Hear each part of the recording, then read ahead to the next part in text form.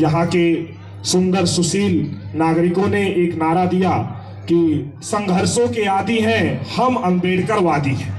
अंबेडकर से ही संघर्ष करने की जो शिक्षा, जो सीख मिली है, वास्तव में हम उनके सिद्धांतों पर चलने का यदि कार्य करें तो पूरे समाज को बदला जा सकता है।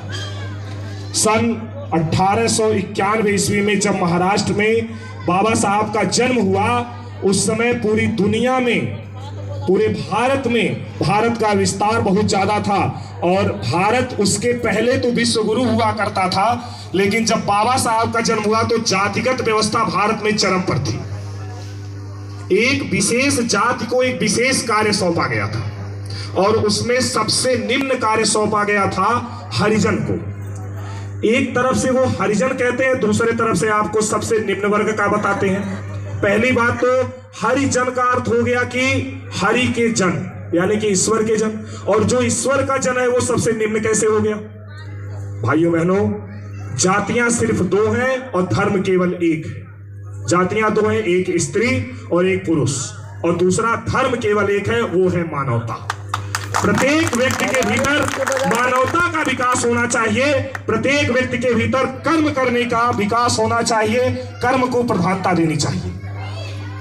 हमारी माताएं बहनें बैठी हैं, आप सभी से हम विनम्र निवेदन करेंगे कि आप, और सभी बंधु बांधवों से भी विनम्र निवेदन करेंगे कि आप एक टाइम भोजन मत कीजिए, उपवास कीजिए, एक दिन हफ्ते में उपवास कर लीजिए, लेकिन अपने बच्चे को शिक्षा जरूर दीजिए।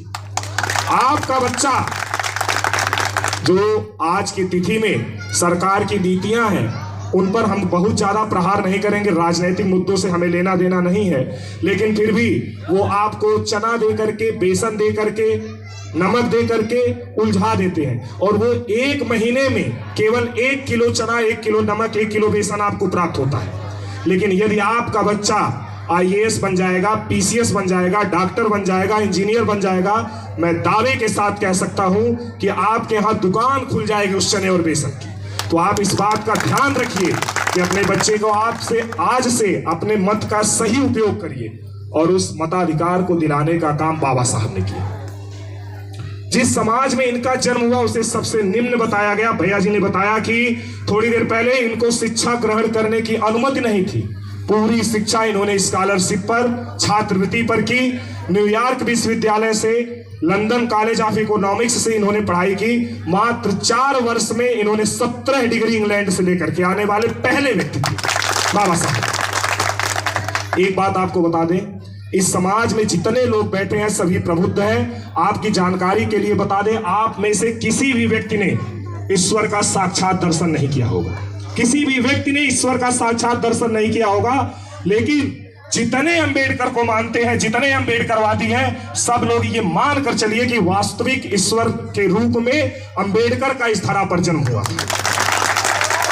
आपको बता दें कि जब जब पृथ्वी पर बढ़ता है पाप, कटु और अत्याचार, तब तब ईश्वर लेता है कोई ना कोई महापुरुष अवतार, और उसी महापुरुष के रूप में बाबा साहब का जन्म भारत में हुआ था। पूरी दुनिया को एक मिसाल प्रस्तुत करने वाले जिस संविधान को बाबा साहब ने बनाया था आज के 70 वर्ष पहले, वही संविधान आज भी चल रहा है। 100 बार संविधान में संशोधन किया गया। एक बार संविधान में संशोधन करने में 200 देश के 200 सबसे बड़े अधिवक्ताओं की आवश्यकता होती है, और बाबा साहब द्वारा बनाए गए संविधान को 100 बार संशोधित किया गया। यानी कि जितना बुद्धि भारत के 20,000 अधिवक्ताओं के पास थी, उतनी बुद्धि बाबा साहब के पास थी, और आप तो उनके